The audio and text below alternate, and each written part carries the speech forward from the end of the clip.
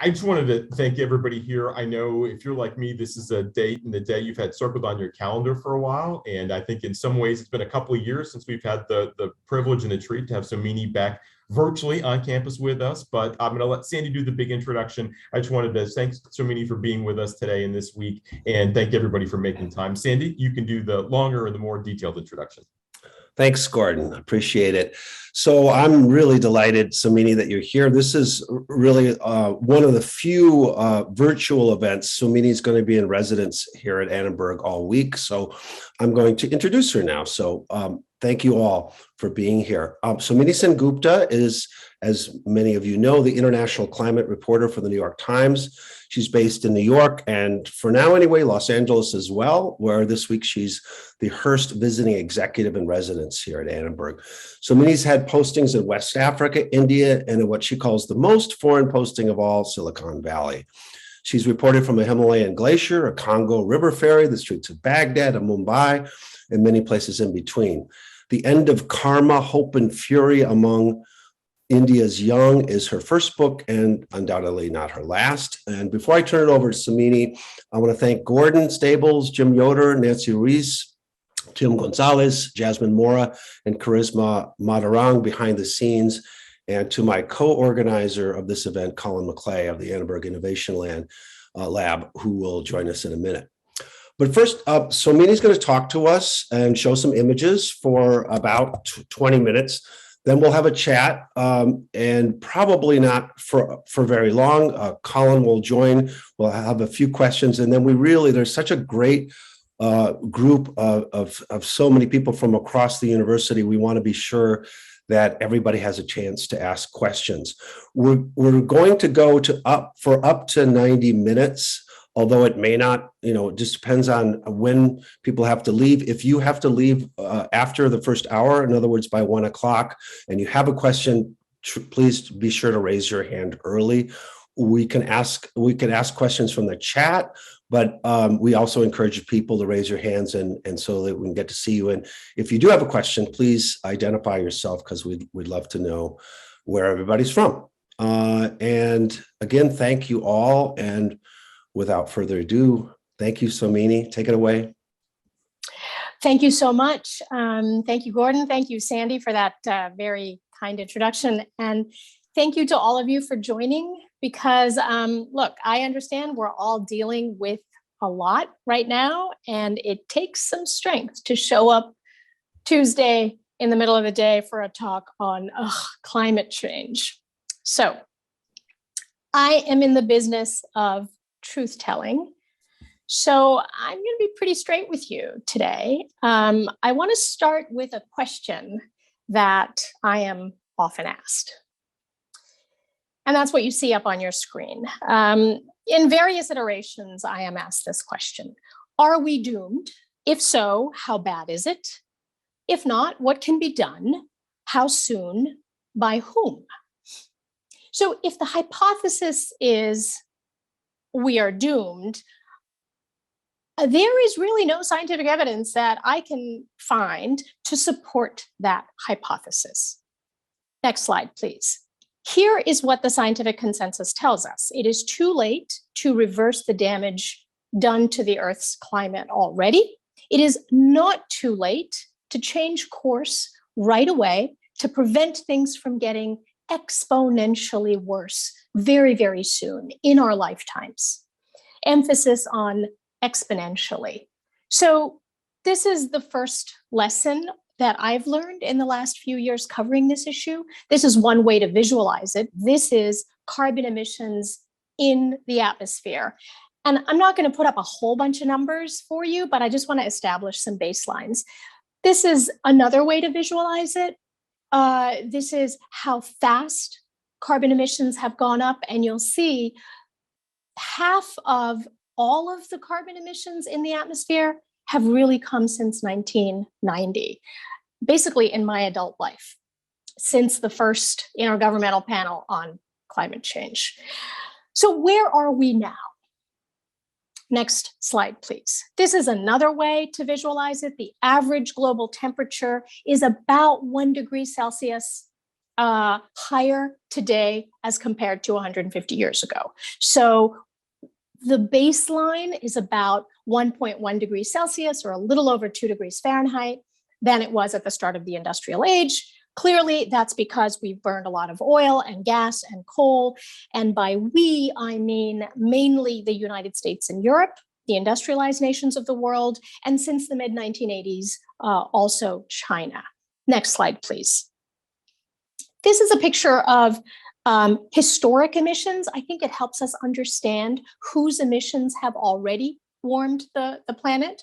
The US is the largest in history. China is the biggest emitter today and fast catching up.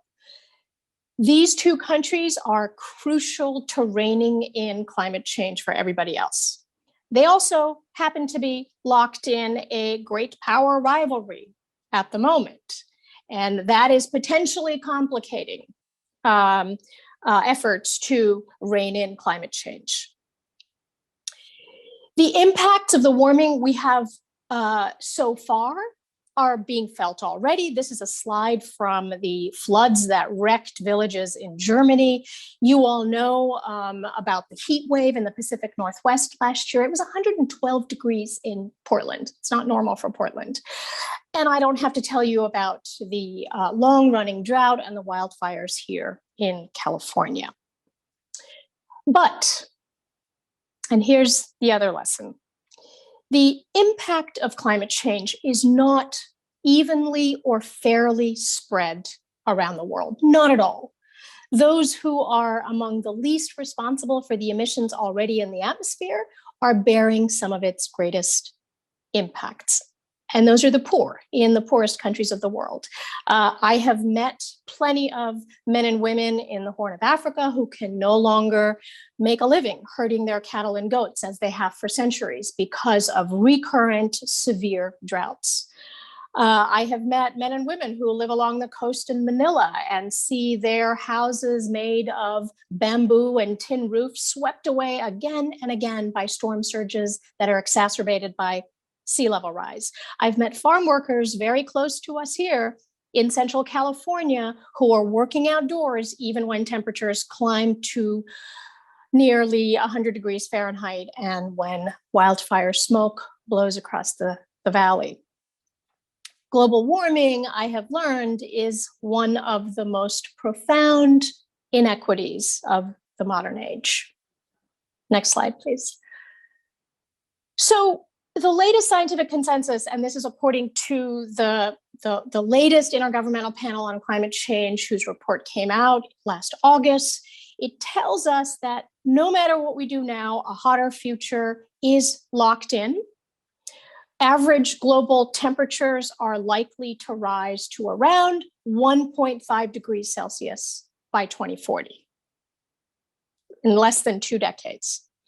That means we've got to learn to live with it. We've got to adapt, change where we live, how we work, how we design cities, how we grow food, how we build things. So if you're an architect or if you're teaching architecture students, if you're an urban planner, if you're working on workplace regulations, if you're working on public policy, on agriculture, or if you're working on food security, if you're teaching business administration or finance, look, the impact of climate change and climate risks are impossible to ignore. So if a certain amount of warming is already locked in by 2040, then does that mean game over? Not at all, because here's the thing, beyond that 1.5 degree threshold, things get much worse. Beyond that threshold, we would be effectively living, or trying to live, on a different planet. And this is the third lesson that I've learned. And it's perhaps the most important takeaway that I want to leave you with. And that is, the future is not foretold. There are still many futures possible. We have choices. And the choices we make during this decade to draw down emissions of planet warming gases are crucial, because the scientific consensus is quite clear. To stave off the worst impacts of climate change, it is necessary to reduce emissions by half in this decade by 2030. That's a lot, really quickly. Do we know how to do that? Do we know how to reduce emissions by half in the next 8 years? Well, this is what I really want to focus the rest of our discussion on, because it is very clear to me that the world knows how to draw down emissions very quickly in at least 3 of the largest emissions categories: energy, transportation, and land use. Those are the 3 categories from which most of these greenhouse gas emissions are coming. So first, on energy. Next slide, please. We know how to produce electricity. We know how to heat homes without burning oil, gas, and coal. California, as you know, has set out a very ambitious goal to source all its electricity from renewable sources by 2045. That is a little bit tricky right now because there's a little conflict over rooftop solar in California. We can talk about that later if you wish. Cities all over the country and all over the state are passing laws that require new construction to no longer have gas hookups. A handful of cities, like Berkeley, are planning to phase out gas in existing buildings. Not surprisingly, that is facing some pushback from companies that sell gas. Next slide, please. The next biggest category is transit. We know how to not only electrify cars and trucks, we also know how to build public transit systems that don't run on oil and gas. The added benefit of that is that it can reduce pollution, it can reduce traffic, and it can become, for that reason, politically palatable to do. So in China, for example, there are cities with fully electric public transit systems. In Bogota, you're seeing the picture of Bogota right now. The city of Bogota has built a cable car system that brings people down from the hills, which is where most of the working people live, people who don't have much money. It allows them to come down to the city center to work. And when I spoke to them for this story, repeatedly they said it cuts down on their commute times, it saves them money. So even if cutting down on greenhouse gas emissions wasn't front and center, there were all these other attendant benefits. Several European cities are bringing back trams that were destroyed in the 1960s because trams were seen as old and new, old and slow. Now they're seen as, new again. I went to Norway for this story and learned that Norway is beginning to electrify its public ferries. Its ferries ply the fjords up and down on these really giant batteries. Some cities are meanwhile actively discouraging the use of polluting cars, so introducing various disincentives. In London, for example, it costs something like £24 a day to bring an older polluting car into the center of the city. Barcelona has created what it calls super blocks, where there are no cars allowed. It's just been paved over for pedestrians and bicyclists. So there's a lot happening in this space. The third category is land use and agriculture. So next slide, please. There are 2 very effective things that we know already how to do to reduce emissions in land use. One is to stop mowing down forests to grow food, particularly things like corn and soy to feed livestock. The lowest hanging fruit, if you will, in this category is to stop wasting food. The lowest hanging fruit. In America, 30% of the food that we grow, we don't consume. That's wasted energy in producing that food, wasted fertilizers, wasted energy in transporting that food, packaging that food. And of course, when that food all goes into the trash landfill, it produces methane, one of the most potent greenhouse gas emissions. Globally, food waste accounts for 8% of greenhouse gas emissions. It's a lot more than flying. I know flying gets a lot of attention, but if you're thinking of solutions, thinking of ways to reduce food waste may be a whole lot easier than figuring out, low carbon, no carbon aviation fuel. So if we know how to do so much, are we doing it? Is the world as a whole making progress? Next slide, please. Take a look at this. Before the Paris Agreement in 2015, the world as a whole was on track to warm an average of nearly 4 degrees Celsius by the end of the century. Today, with the current pledges of countries, we are on track to warm by around 2.7 degrees Celsius. Definitely movement, certainly not enough. That is still 2.7 degrees Celsius is still a devastating pathway. Who stands in the way? Well, shifting the global economy away from fossil fuels is disruptive to fossil fuel industries. Not surprisingly, there has been quite effective pushback. Next slide, please. A lot of money has been spent, as you know, to spread quite a bit of disinformation. There's a robust body of research on this. I invite you to look up this report.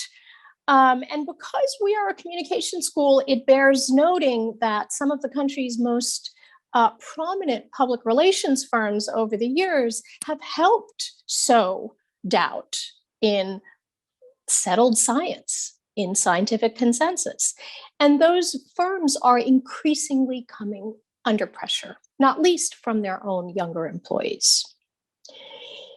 Now, one other thing to keep in mind, sometimes we think that climate change is so polarizing that it is impossible to get anything done, that progress is elusive because it is just not something that we can agree on. That is not entirely correct. Next slide, please. We, as in the American people, are actually not as divided as sometimes we're led to believe. So the Yale Center for Climate Change Communications conducts a regular public opinion survey. The latest such survey finds that among Americans, there's a notable but small slice, 8%, who are considered dismissive of climate science. But look at the bottom of this bar graph. 56% of Americans are alarmed or concerned about climate change. Another large share is cautious. A few more findings from this really interesting survey. Next slide, please. In the United States, 57% say that climate change is caused mostly by human activity. 86% favor more public funding for renewable energy research.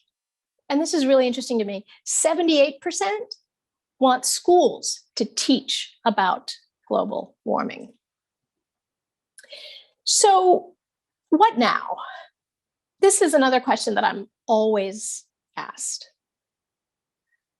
What can one individual do? Is this solvable with individual actions? Or is it really not up to us? Is it only a problem that can be solved when, you know, government leaders and company boardrooms, big company executives make the structural changes that are necessary? This can be a slightly circular debate, you know, to think that individual change alone, going vegan or composting, can address a problem of this magnitude is not realistic. But to think that individual change doesn't count, doesn't matter in the big structural changes that are required, strikes me as slightly nihilistic as well. So this is my final lesson, and that is people are actually doing all kinds of things to shift the world from a gray economy to a green economy. They're doing it as individuals, as members of families, as voters, as scholars, as inventors. They're doing it in their own lanes, if you will. So there are student groups on various university campuses pushing their colleges to divest. There are activist shareholder groups, on the other hand, who are saying, no, don't divest, get involved in publicly held companies and agitate as shareholders to shift away from fossil fuels to clean energy. There are lawsuits by a number of states and cities and environmental groups, both against companies and against governments on constitutional grounds. There was a very, very interesting and impactful federal court ruling last week. A federal court canceled oil and gas leases in the Gulf of Mexico, saying that the Biden administration, when it issued these licenses, didn't take climate impacts into account. There are people doing things in their own lanes in all kinds of ways. So I know researchers who are working on how to grow a certain red seaweed to cut down on methane coming from cow burps. There are lots of analysts who are trying to hold accountable the promises that big corporations are making to go carbon neutral. There are behavioral economists working on how to best nudge people to choose a more climate-friendly diet. There are entrepreneurs and urban planners working with cities to figure out how to retrofit old buildings to make cities more resilient to extreme weather events. There are farmers trying to grow food in ways that restore the soil. And to my mind, one of the most impactful things for me, at least, is the work that artists are doing. There are artists creating pieces that make me stop and think. This is a photograph from a piece, an installation piece made of over 3,000 LED light bulbs and erected on the banks of the Clyde River in Glasgow, directly opposite the convention center where the climate talks were being held. And it simply says, "No new worlds." Every time I saw it, it just made me stop in my tracks. And just as an aside, I mean, this is where universities like yours can really amplify and leverage your influence globally with your scholarship, with your inventions, and with your teaching, because you can teach your students how to plug in and work on this history-shaping problem of climate change in so many ways that we've just talked about. And in doing so, in teaching them how to plug in, there's this other benefit, which is, to arm them, to arm young people with a sense of purpose. And finally, storytellers, because we are, after all, in a school of storytelling. This is where many of you come in. The story of climate change, how we live with it, how we are changed by it. This is one of the most transformative stories of our time. I get to tell that story in one way. And if you're teaching journalism or if you're learning journalism, climate change is a story that moves through all kinds of stories, through sports stories, business stories, local television news stories, war correspondence, and of course, through political stories.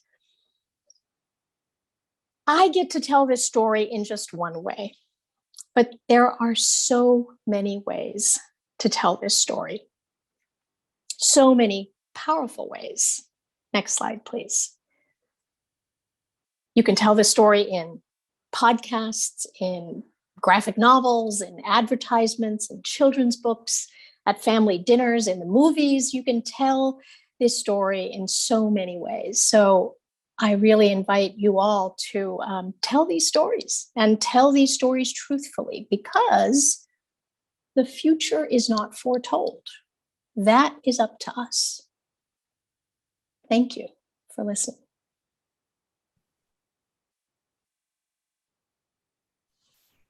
Wonderful.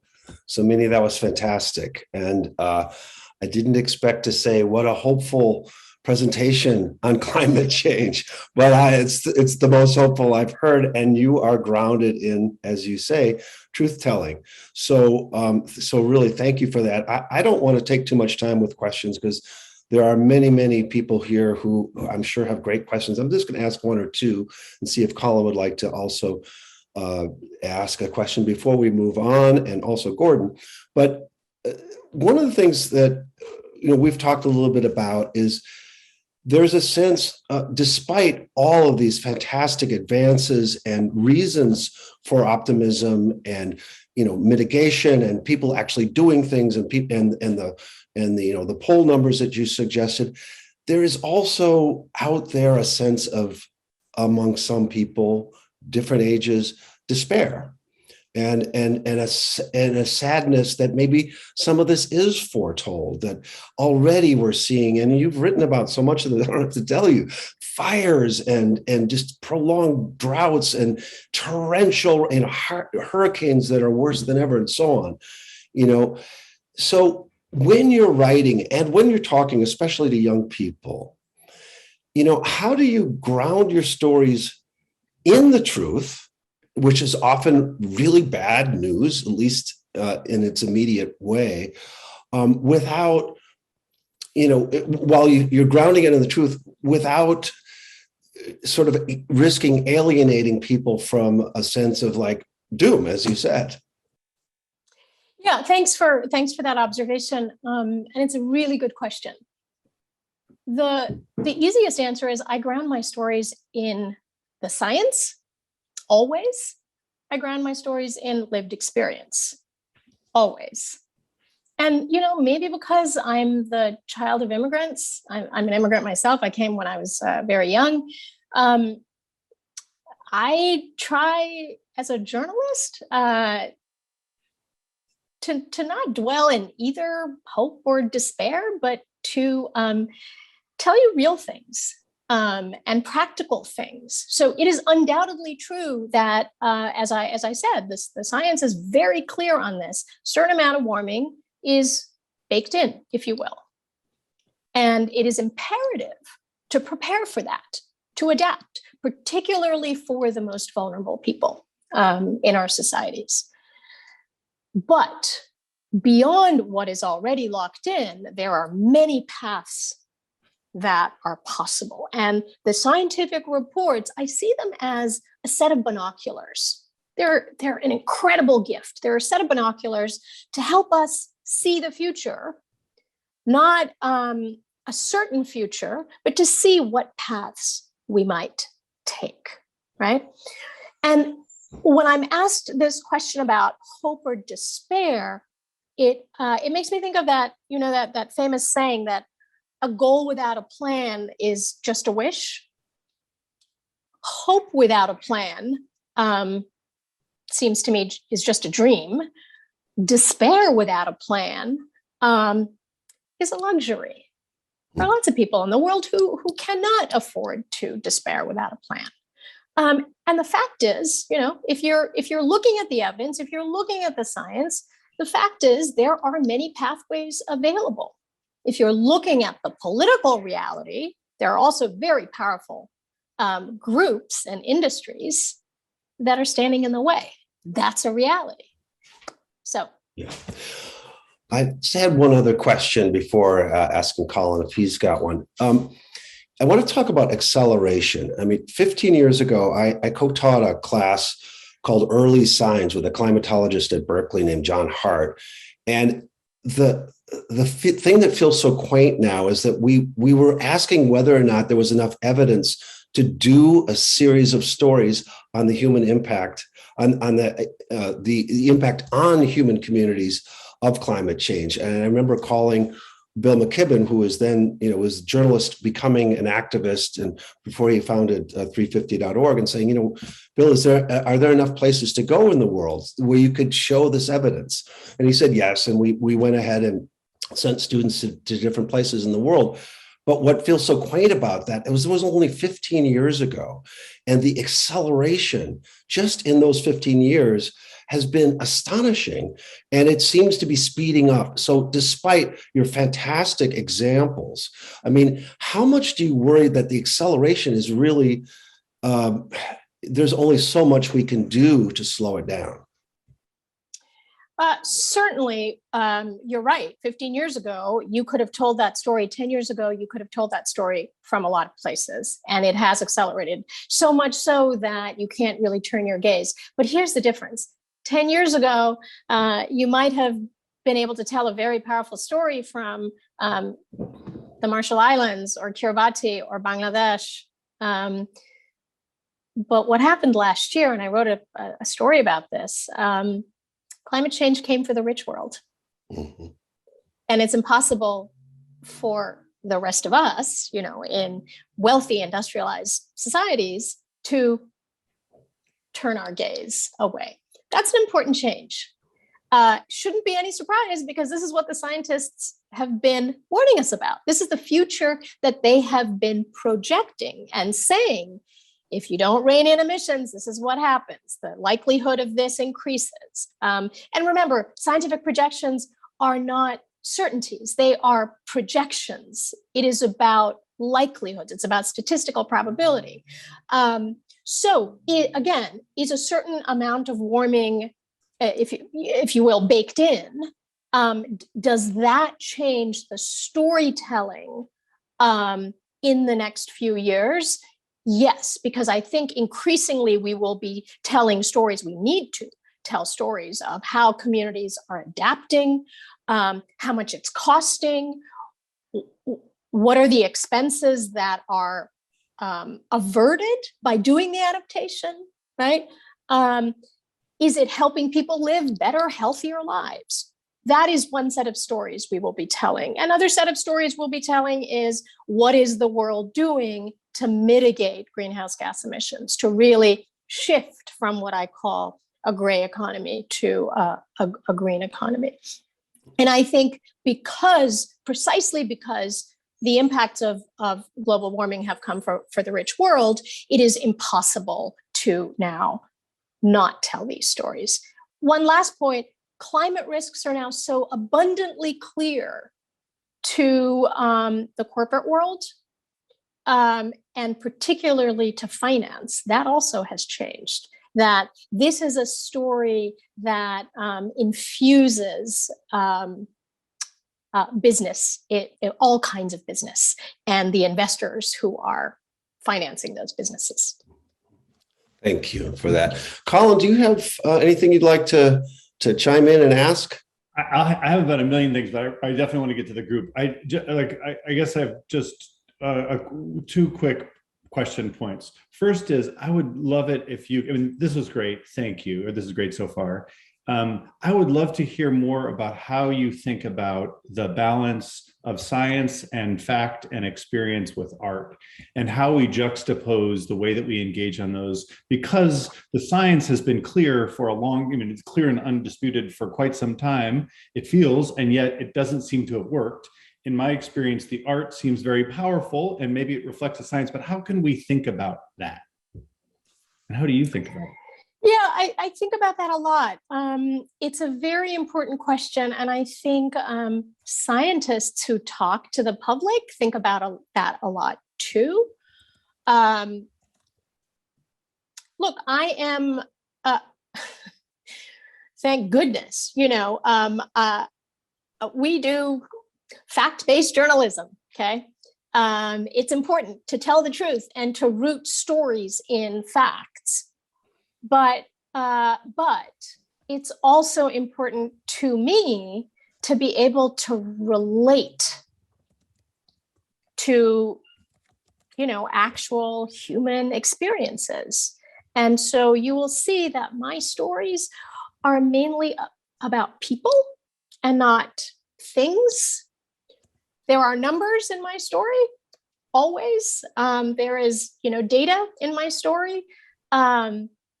But I have these brilliant colleagues who are able to visualize the data in super interesting ways. I invite all of you on this session to search on nytimes.com, how much hotter is my hometown? It's a project that one of my brilliant colleagues did a couple of years ago. And it basically allows you to see in this really stark way, well, what were the highest temperatures in the city where I was born, the year I was born, and how has that changed?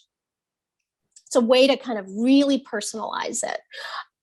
So one, I think the data points, you can visualize it in very, very interesting ways. And as a storyteller, I am interested in telling stories of people. it doesn't count as art. It is journalism.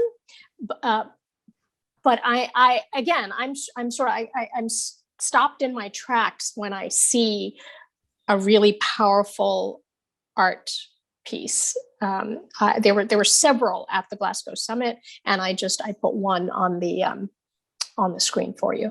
So it's a really good question.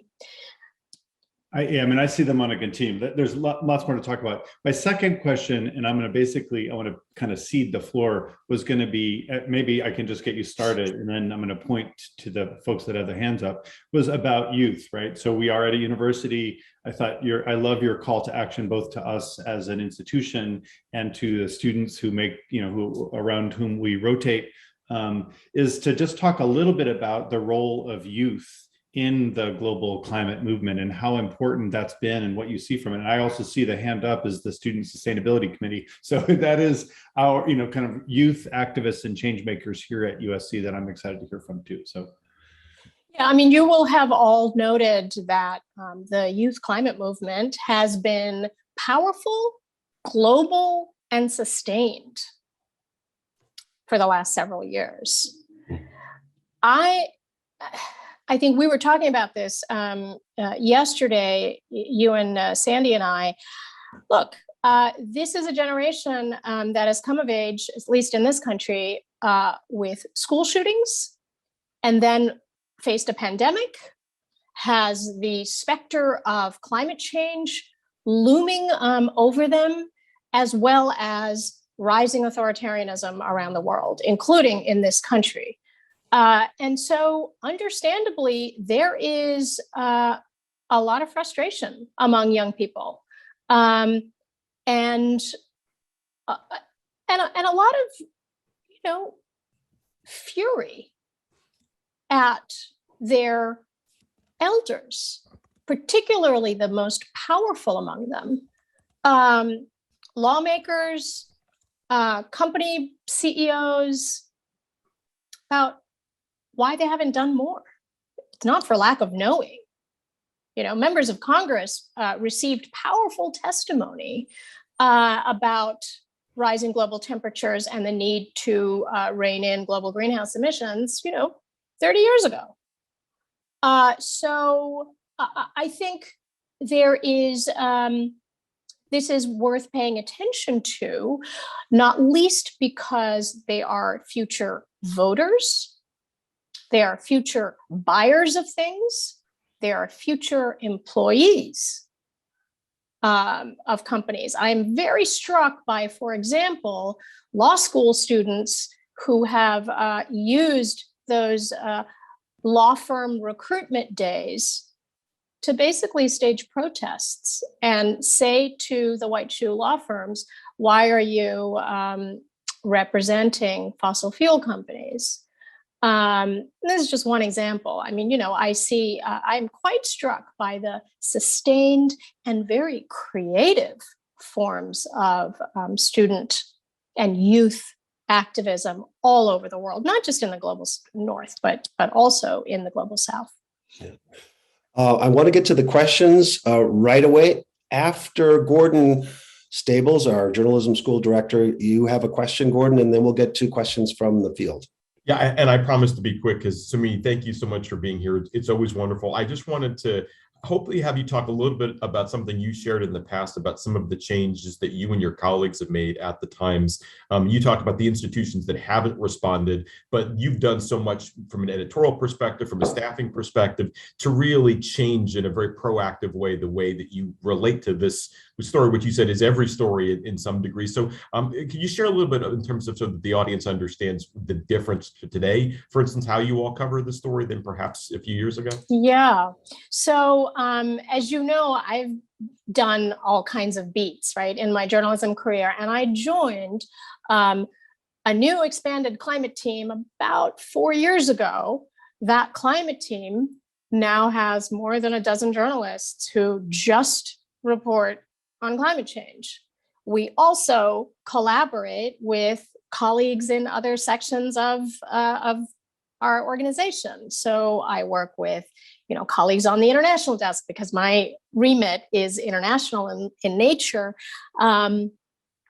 colleagues on the business desk, colleagues on investigations, colleagues on sports, you know.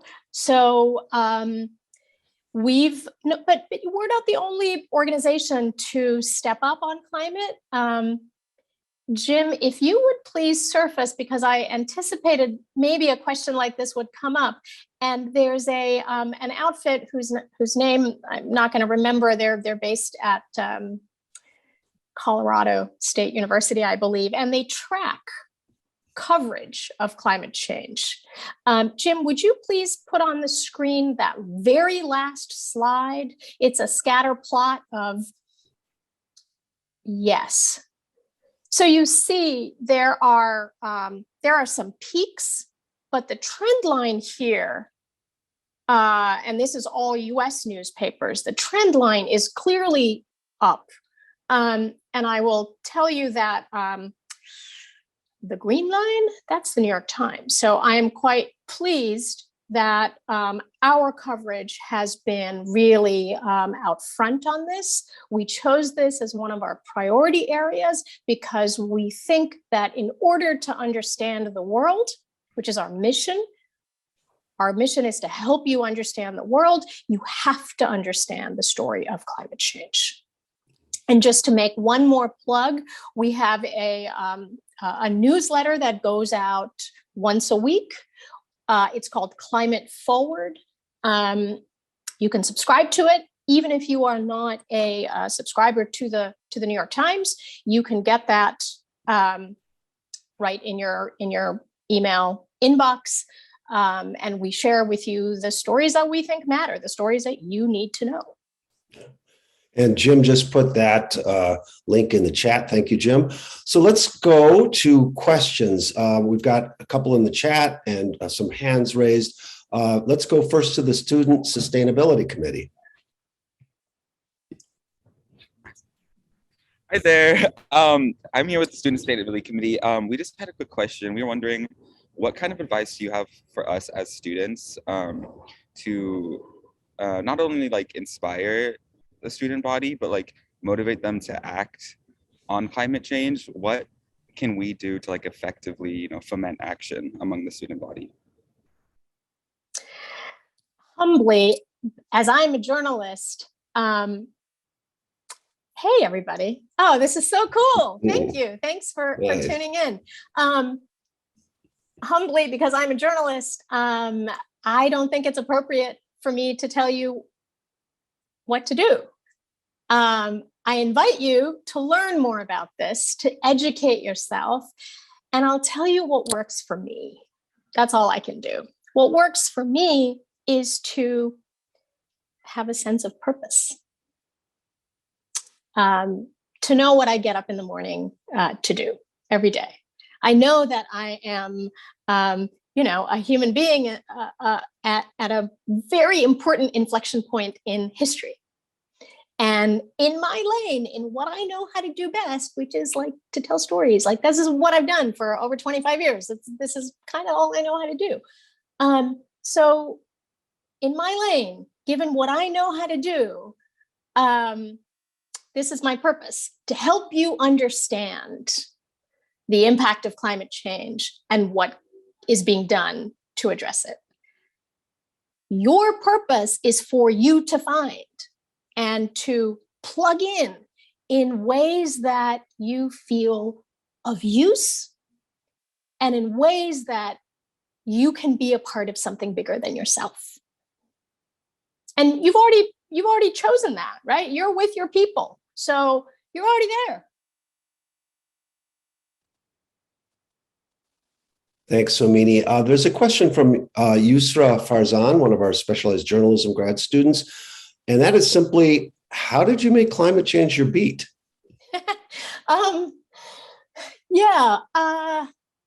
It's a really good question. I mean, I've covered all kinds of beats. I've covered a little bit of politics. I've covered poverty. I've covered 10 wars as an international correspondent. And increasingly, I saw the impacts of climate change around the world, as a correspondent. I wrote the occasional story here and there, and it was really only in, I guess, 2017-ish when our climate team was expanding, and there was a new job, an international climate correspondent. And so I put up my hand. It seemed like a way to just learn more and tell really great stories from everywhere. I think it's one of the most interesting, certainly for me, one of the most fun beats. And I hope more of you will do it, those of you who are aspiring journalists. So we've got some more questions. Please raise your hand or put it in the chat. And if you don't mind identifying your affiliation when you raise your hand. Otto, is it Paul? Yeah, Otto Paul. Please, go ahead. Thank you so much, Somini. This has been great. I'm teaching at USC at Annenberg this semester, and I come from a sort of entrepreneurial storytelling and, in fact, journalist background as well. So I was delighted to sit on this, and that was super interesting. So here's my question. So you mentioned that storytelling, right? Super important to help people make people understand, to really have that impact. Obviously, I couldn't agree more. I did notice that on that chart where you showed those differences, like from 2015 to 2020, like who's concerned, scared, whatever. The bottom three, which seem to be the sort of the three that make sense to group together, right? Whatever is scared and all the way to thinking about it. Alarmed, concerned, and cautious. Alarmed, exactly. So if I add those together, I noticed that it really only went up 2% from in 2015. We had 72% who were in one of those categories. In 2020, we had 74%. So not that big a difference in the grander scheme. But I also understand that those big averages, they can hide a lot of smaller, kind of local and immediate impacts. So my question to you is, did you ever find that like one particular story or story type that you told that had a particular impact, maybe particularly among those who, had previously maybe been in one of those other categories where they said, wow, I'd never thought of it that way, or that really brought it home? Or have you ever found anything that's really resonated that you've written or that you've noticed one of your colleagues did or something? It's impossible to measure that because we can't quite get in the heads of, readers. I can tell you that climate change stories in general resonate and resonate widely with a global audience. I personally, just when I'm talking to friends and family, and when I'm making choices on what to read, right, I go to things that I can relate to.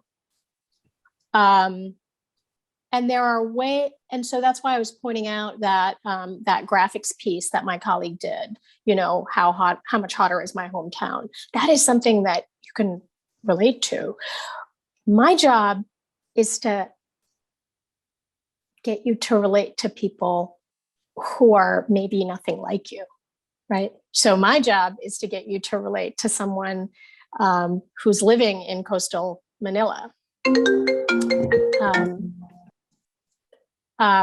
And who sees her home being destroyed year after year by storm surges. That's my storytelling challenge. But I think in general, making a story relatable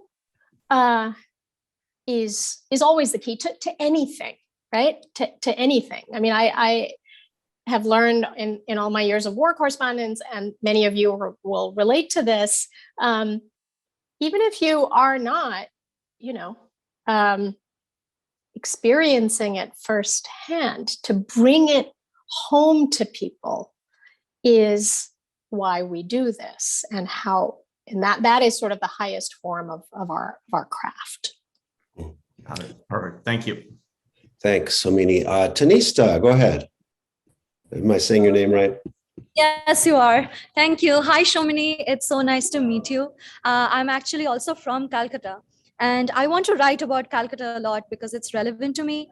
My question to you is, what are some of the journalistic techniques that you use to make your hometown relevant to the rest of the world, especially because why should the rest of the world care about the nuances of what we call our hometowns? Mm-hmm. It was actually one of the first stories that I did. I went to Calcutta and wrote a story. I can't remember if it was 2017 or 2018, probably 2018, because it's a very vulnerable city. So It's in a delta. And the way I understood it for myself was, this is a delta city like many other delta cities around the world. It has its own particular climate risks, of course, but some of the risks it faces, some of the solutions that it could put into effect, apply to many other, delta cities. I mean, again, it's how you can take something that's happening in one place and derive a broader lesson from it. Connected to that is something I'm often asked: how do you find your story?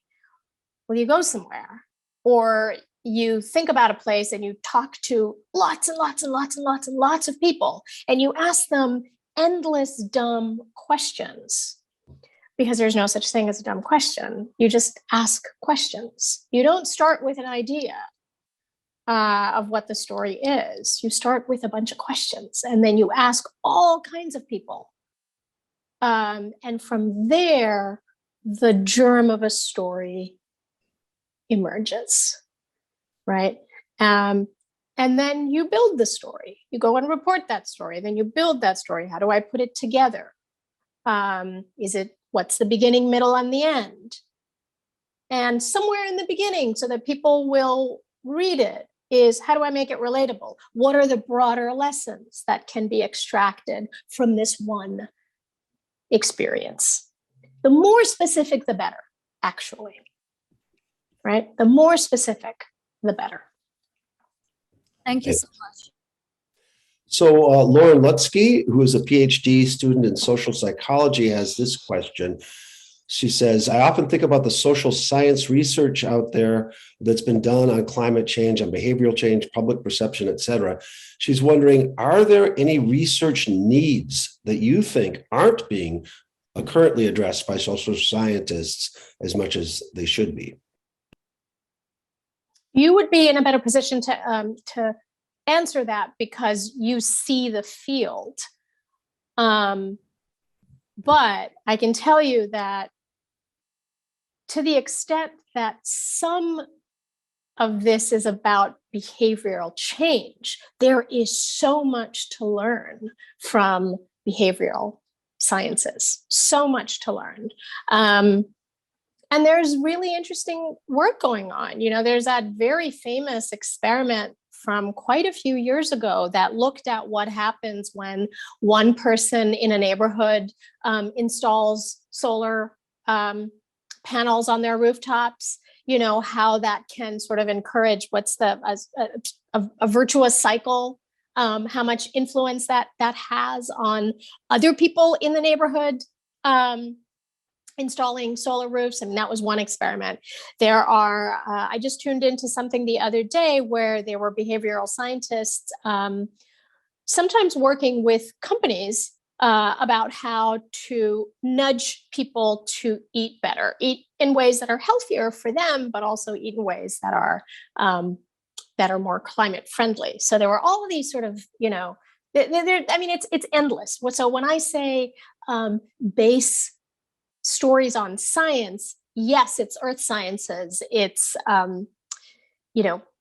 physics, it's climate science. But I think there's a lot of really interesting social science. And you'll hear a lot of the physical science people say that, right? That they really want to talk to social scientists to kind of understand a little bit better how we work as not quite rational creatures. Thanks so much. I noticed that Gail Sinatra added to the comment, a comment to this question. Gail, do you want to elaborate on that? Yeah, I just want to share with everybody that the APA, American Psychological Association, is producing a task force report on what we psychologists can do to address the climate crisis. And Lauren, you will be able to access that. It's a public document, and it'll have lots of ideas for what social psychologists and other psychologists can do. And that'll be a public facing document. So I hope maybe the New York Times will be interested in it, and we hope it'll be relevant to all organizations as they change their approach to not only how they work, but how they guide their members to engage in outreach and activism, research, education, et cetera. Thank you, Gail. Now we're coming up on the 1 o'clock hour. We know that some people are going to have to leave, and of course understand that. If you have a question, please put your hand up. And I see that Julianne has a question. If you can tell us who you are, Julianne, and go ahead and ask your question. Hi, so I'm an actual card-carrying climate scientist. I may be the only one here. And over the years, it's been quite interesting interacting with the media, including with Somini at times, because obviously the way scientists want to communicate their results is very different from the way journalists want to communicate them, and probably the way the public wants to digest them. And as you know, scientists are not always the best at explaining what they do. I'd like to touch on an issue about the way, it's not just the number of articles, when you showed that graph a few minutes ago about the coverage. Obviously, that's one metric of how to cover climate change, but also the way it's done. And for a very long time, it was a kind of like blue team versus red team kind of coverage. This kind of false balance narrative, like, oh, climate scientists say the Earth is warming, and here's somebody with absolutely no expertise on the subject who says the Earth is not warming. And it's only relatively recently that we've outgrown that, but it's done, in my opinion, very lasting damage to the field and to the confusion of the public. So could you walk us through, perhaps in your experience, what it was like for you being a journalist and perhaps fighting those editorial battles with your editor? Or when did you see kind of the winds changing in that direction, where climate change coverage ceased to be a he said, she said kind of thing, and more, this is what the science says and this is what we're going to cover? It's a really good question that I can't answer, because by the time I joined the climate desk, we weren't doing that. We were not drawing a false equivalent. I can't really tell you when the last story was. It's a good question. I can certainly look it up, but I honestly don't know. And remember, I invite you to really look up that study that Naomi Oreskes and others did called America Misled. It was there was a multi-million-dollar funded communications effort to sow doubt, to drive forward this idea that there was an equivalence when there wasn't. And as far as I'm concerned, now we do not do our readers any service by putting false equivalents out there, because it's false. Our job is to tell the truth. And there are scientific debates on all kinds. If you've ever hung out with a scientist, they're constantly like trying to prove each other wrong. But there is scientific certainty on the fact that human activity has caused warming. So we don't traffic in that kind of false equivalence. I want to follow up on that question. Julian's question is an excellent one, and I think we've all thought about that as journalists and considering climate. So the numbers you showed, Somini, are really encouraging in terms of changing attitudes. At the same time, given the level of polarization that we have, that people have their own sets of facts, whether they should or not. I remember just a few years ago, I had an assignment to cover the man-made earthquakes in Oklahoma. And I was hanging out with this rancher and oil guy, and we were sitting in the kitchen talking, and he's like, well, I don't listen to NPR. My commercial station tells me that it's just a bunch of lies. And so, that message, false message, is still getting to people. And I'm wondering how much you think like the country's polarization is an impediment to progress because of the refusal to acknowledge the truth that is lesser than it was, but is still continuous. I'm actually quite struck by how stubbornly small that share of dismissives remains, right? So I actually don't see on climate, on some basic climate science, polarization being so polarized. You know, it's not, there's not a 50-50 split here. It's 8% dismissive. And a large percent, 56% concerned and alarmed, and then a bunch of people in the middle. What I do see as a growing problem, and this will be familiar to you all, is the growing problem of disinformation and eroding trust in basic science. And one thing that I've discovered, probably belatedly, is that for a journalist, I think some basic scientific literacy is crucial. I didn't have that, you know. I disappointed my parents' dreams of like being a pre-med in college, and didn't take a lot of science classes. I think that it's pretty imperative for students, no matter what they're studying, especially if they're interested in journalism or communications, you know, to just get some basic science literacy. I think that's really vital. But to your point about, yeah, I mean, this is about, you know, election results to COVID vaccinations to, yes, climate science, but the level of the share of the population that is absolutely in the denial camp has remained stubbornly pretty small. Gail, go ahead. Thank you, because you just presaged a question I was going to ask. I'm speaking to a group of reporters in a couple of weeks. My area of research is science doubt, resistance, and denial, and about how to communicate about controversial science topics. So I want some advice on what you think would be most helpful. You just mentioned get some science literacy. I'm a science educator, so love that one. Do you have additional suggestions of what you think helps reporters who are in this climate that you are in, of having to communicate about complex scientific issues in this fake news, misinformation environment? Again, I mean, I think maybe ask them what they find difficult, what is hard to understand, what would make it easier to convey. I mean, I talk to scientists all the time, and I just ask really dumb questions until they just get so tired. But I need to be able to understand it at a basic level in order to be able to communicate it. And if I've gotten something wrong, then I want to be able to correct it, you know, immediately. Yeah, I mean, and some of it is just hard to understand, and you may hear that from reporters, you know. And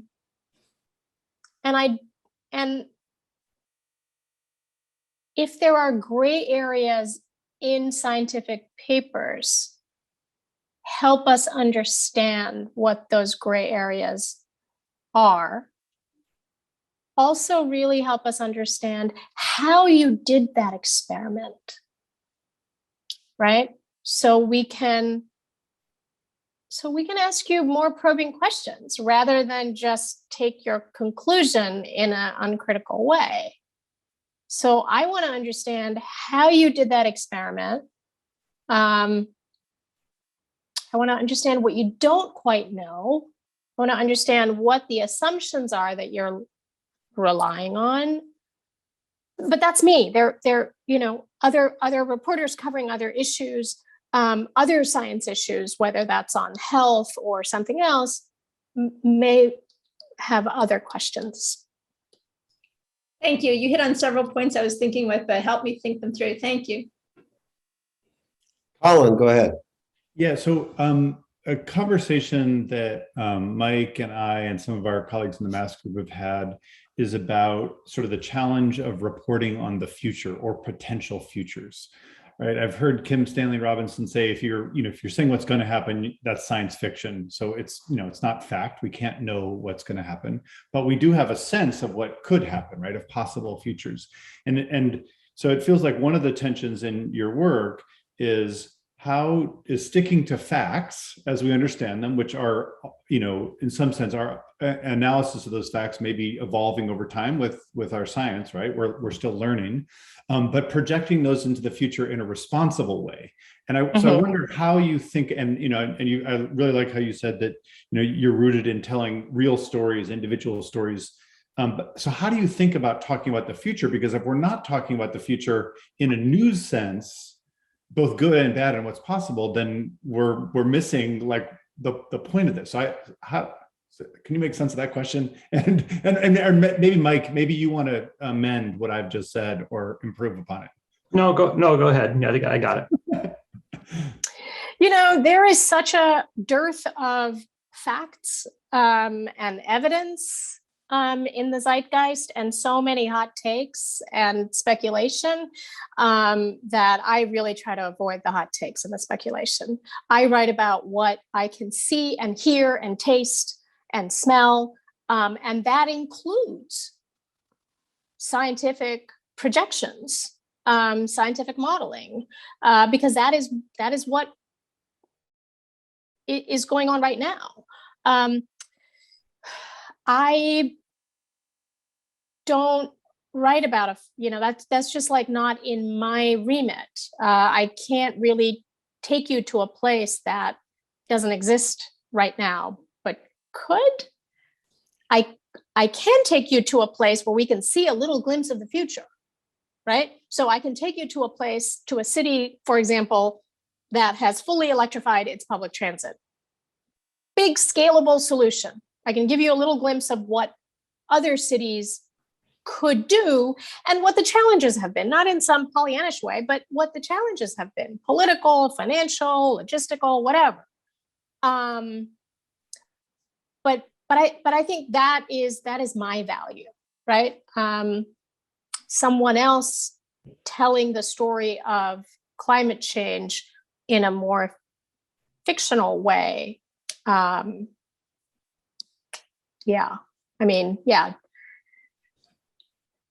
Look Up, second most watched movie on Netflix. Yeah.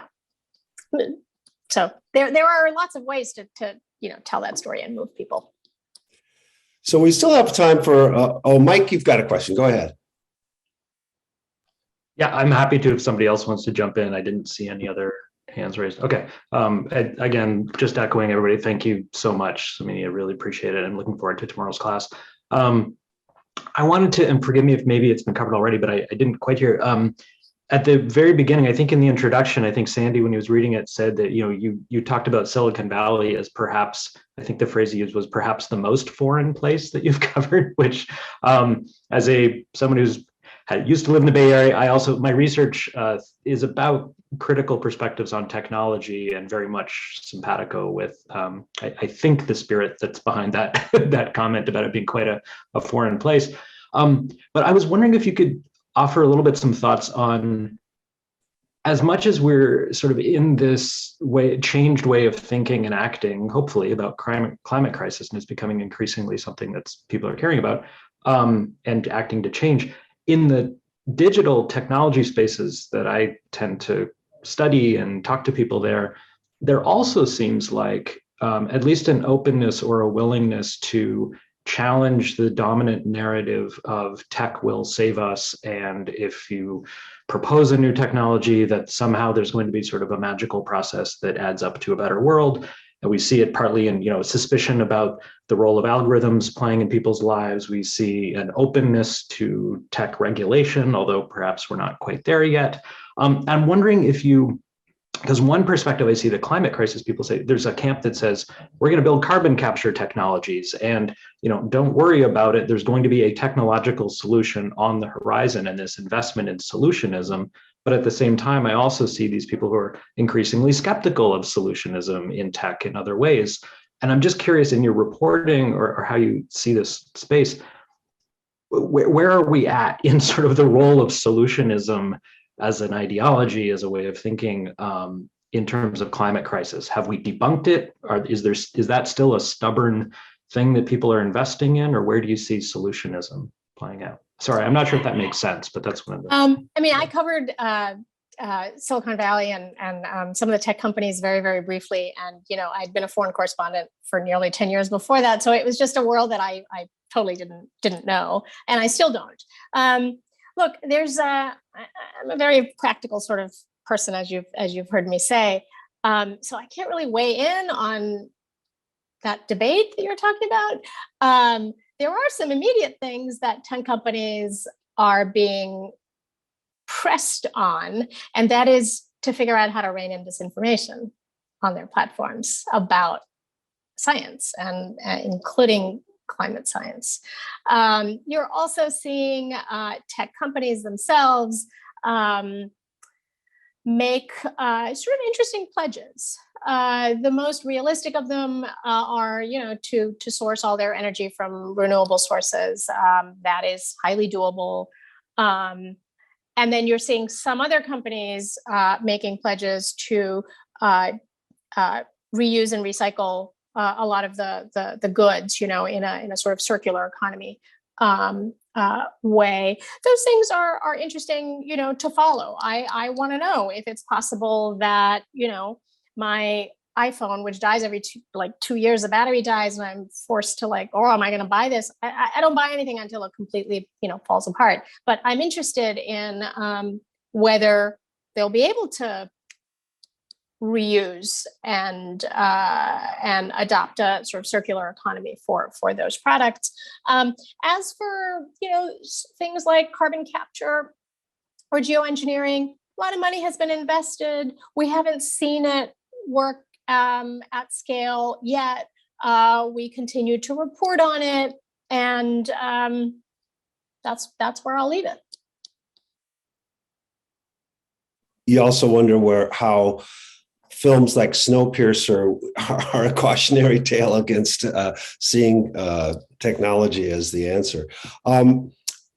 Tom Goodnight has a question. How does complexity thinking intersect with journalism in telling stories? Do you want Tom to elaborate on that, or is that? Sure, because I have no idea. I'm a very simple. Tom, do you want to elaborate on that? I don't see. Okay. Well, if you can, Tom, you're muted. Go ahead, Tom.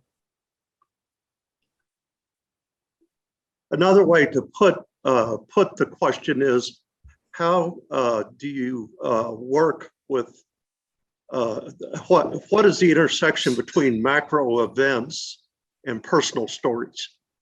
And complexity thinking I get from Santa Fe Institute, and they're looking at complicated patterns like shorelines, and you could think of public opinion as a kind of complexity as opposed to a straight cause effect or models of cascade, but rather public opinion becomes conviction formations in odd ways.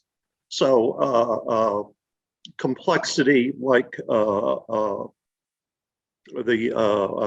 other terms like a multiplier or categorical increases. So how do you deal with big events and small locations? Right. One way to think about this is what does one storm have to do with climate change? What does one extreme heat event have to do with climate change? For years, you know, the understanding was this is part of a pattern, but climate change cannot explain a particular extreme weather event. That has changed, and that has changed very, very fast with the field of attribution science and rapid attribution studies that try to quantify. This particular heat wave was made X times more likely because of temperature increase. This particular storm dumped this much more rain on the city of Houston, for example, because of climate change because a hotter atmosphere holds more moisture. Are you convinced So- attribution science is science? Because they're dealing with percentages and modeling as opposed to the old-fashioned idea of experiment that's as Replicable, hypothesis and Sure. Yeah, outcomes. there is debate about attribution science, but there's also a widespread acceptance of attribution science, including at at NOAA. So we certainly do write about attribution events, attribution science. They're also, I would not be surprised if they're increasingly used in litigation, these attribution papers. Thank you. Okay, well, I have maybe one more question. And of course, if anybody does, and we're starting to get towards the 1:30 hour, but maybe we don't want to take it all the way there. But one thing I wanted to ask you, Somini, is when we were talking about this yesterday with Colin, you were talking about how really every story, not every story, but every beat has to do with climate change. And for students and for aspiring journalists and young journalists, can you elaborate on that?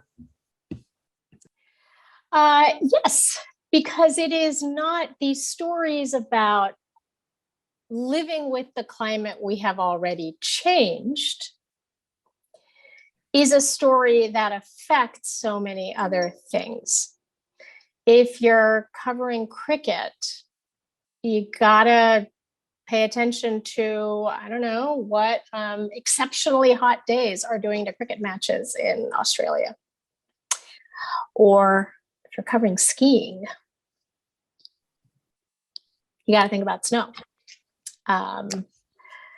If you are covering geopolitics, the great story of our time, the US-China great power rivalry, is infused with the story of competition over climate change. If you are covering, conflict, I've traveled around the world and covered plenty of conflicts. And when the Taliban took over Afghanistan, I wrote a story about how climate change has acted as a multiplier, as a threat multiplier in many conflict-prone areas, including in Afghanistan. So that's what I mean. And I think increasingly in political journalism, you're going to see, or we're going to have to take into account what pressures, political candidates at the local and national level are facing on their responses to climate change. So this is a story that hovers over so many other stories. And so that's why I think it's imperative for everyone to understand and be literate in climate science and in basic climate policy. Yeah, I remember thinking 2016, there was so little political discussion in the Democratic primary anyway. It was shocking to me. That was almost never brought up in the debates. And then, in 2020, we had a climate candidate, Jay Inslee, the governor of Washington, and it was in every debate. So maybe that's an indicator of some of the— There's change. Yeah. Sure. So I just have one more question, and still there's time for others. But in all of your travels on this beat, Somini, you've mentioned some of these great initiatives from cities and other private initiatives. Are there, say, 2 or 3 people whose work, and not necessarily political leaders, people who are ordinary citizens or whoever they may be, whose work you found most interesting or inspiring or potentially impactful?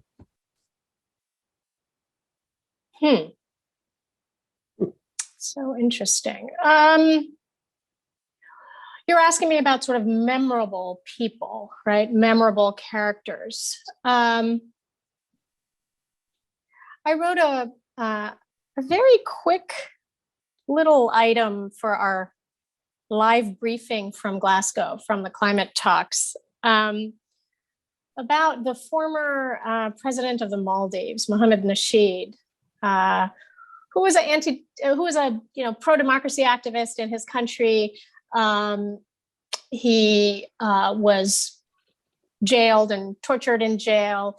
He has spoken for years, sort of crying in the wilderness about the existential threat that sea level rise poses to his country, an Indian Ocean island country of Maldives. There was an assassination attempt on his life last year, and he showed up again, I think for his 20th or 20, I can't remember how long he's been coming to these climate talks, but sort of again showing up and trying to advance the conversation. He was particularly exercised this time about the issue of loss and damage. The sort of crying, the rallying cry of many countries like his that say, we simply can't adapt to this accelerating level of climate change that we're not responsible for. So you've got to help us deal with the losses and damages that we keep experiencing. It's a demand for more money and another vehicle to help these very vulnerable countries. So I'm struck by someone like Nasheed, who just doesn't give up. Even when there's no one listening to him, even where all of the science fails to persuade, he keeps showing up, because for him, there are many people, he is among them, for whom despair is not an option. Great. I think that's a perfect place to end it. Feel free to unmute yourselves and give Somini an appreciative round of applause. Any last comment do you want to make, Somini? No, just thank you all for listening. I know it's a lot. We're going through a lot. So this is just one more thing to wrap your heads around. So I appreciate your interest. And Somini, thank you so much. And thanks everybody. Thank you. Thanks for the invitation. Bye-bye.